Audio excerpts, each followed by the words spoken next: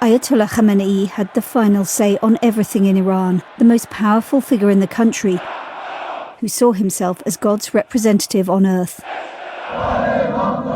He came to power in 1989 after the death of Ayatollah Khomeini, who'd founded the Islamic Republic 10 years earlier, becoming political and religious leader for life. Ali Khamenei is said to have been his preferred choice of successor, and he continued its antagonism towards the West. He'd grown up in the holy city of Mashhad and became a cleric at a young age, but not one of huge consequence. And as supreme leader, he had to build his power base. He did so by aligning himself with Iran's hardline military force, the Revolutionary Guard. In 1997, when a moderate cleric, Mohammad Khatami, was elected president, Ayatollah Khamenei overruled his attempts to reform the system. It was he, not the president, who would decide the nation's fate. In 2009 came the first major challenge to his regime. Mass protests in response to a presidential election that many Iranians felt was stolen by the system in favour of a conservative candidate. The regime responded with deadly force, crushing the demonstrations, provoking international alarm. Then came an even bigger threat to the Islamic Republic, an uprising led by women, challenging one of the pillars of the regime, the compulsory hijab. It was sparked by the death of a young woman in custody, and again the response was a brutal crackdown.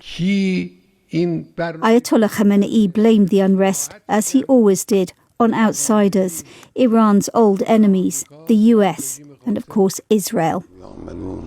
But he was becoming increasingly unpopular. Economic protests, which broke out in December 2025, quickly spiralled into nationwide fury at decades of repression by the regime, headed by him.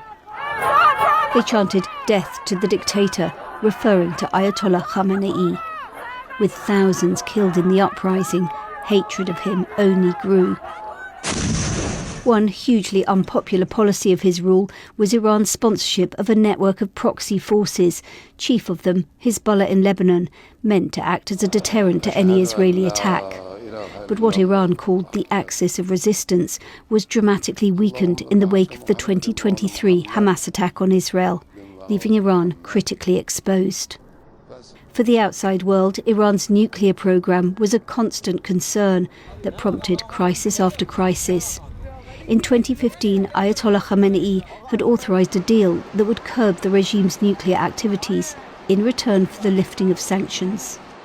In the years since the deal was signed, Iran's aggression only increased. But Donald Trump then pulled out of the agreement in 2018 during his first presidency.